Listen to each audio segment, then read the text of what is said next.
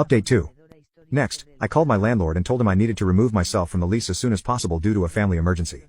The guy was surprisingly cool about it once I offered to forfeit my half of the security deposit. $1,100 down the drain, but worth every penny to be legally disconnected from that apartment and Kayla.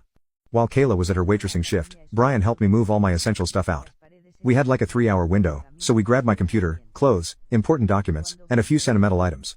I left all the furniture, most of it was cheap IKEA, anyway. I left my key on the kitchen counter with a note that just said, "I heard your phone call with Jensen. We're done. Don't contact me again." I also left a copy of the lease modification showing I was no longer legally responsible for the rent. That $1,800 a month apartment was now entirely her problem on her waitress salary. While she was 1 semester away from a degree she'd never finish. Good luck with that. The next part was trickier. I couldn't just quit my job because of this Jensen. I'd worked too hard to build my career there. So I did the next best thing. I called in sick for the rest of the day, claiming I had some nasty stomach bug. It gave me time to figure out my next move while Kayla's world imploded. I blocked her number, her email, all her social media, everything, but I knew that wouldn't stop her for long. So I also warned all my friends not to tell her where I was. Sure enough, by that evening, my phone was blowing up with calls from unknown numbers and messages from her friends. I didn't answer any of them. The one time I slipped and read a message, it was the usual manipulative garbage. "Please talk to me. There's been a huge misunderstanding. Whatever you think you heard isn't what happened. We need to talk about this like adults." Like adults? Rich, coming from someone who was trash-talking me while screwing my coworker. The best part of ghosting someone is the complete power shift. For 3 years, Kayla had been pulling the strings, lying to my face. Now I was the one in control, and she was scrambling, desperate for information, for contact, for anything. Day 2 of the ghost protocol, I started getting voicemails from Kayla, sobbing about how worried she was, how she just wanted to know I was safe. By day 3, those turned into angry messages about how childish and immature I was being by not talking to her. Meanwhile, I was setting up my new life. I found a short-term rental closer to work. Nothing fancy, just a studio apartment with basic furniture, but it was clean and Kayla-free. I also started digging into this whole Jensen situation. We worked at the same company on different floors, different departments. His poor wife, Sarah, had no clue. I'd see her sometimes in the cafeteria, bringing him lunch. She seemed nice, normal.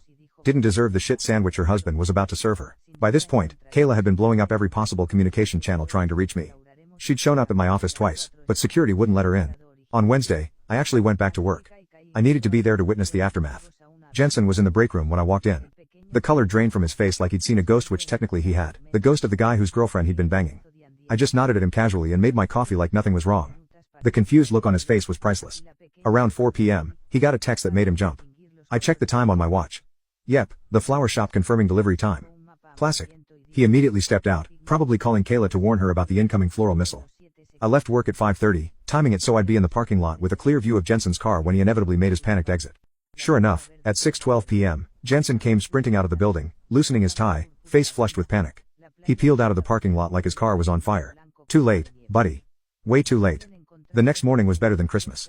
I got to work early, grabbed a spot in the common area with my laptop, pretending to work while actually just waiting for the show. The accounting department shared our floor, so I had front row seats.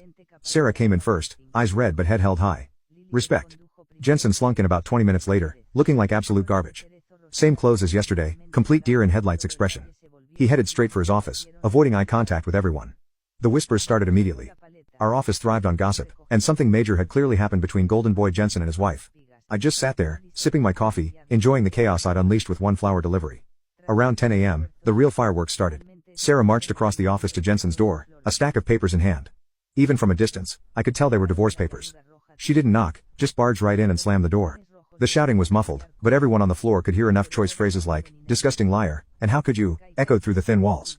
People were pretending to work while straining to listen.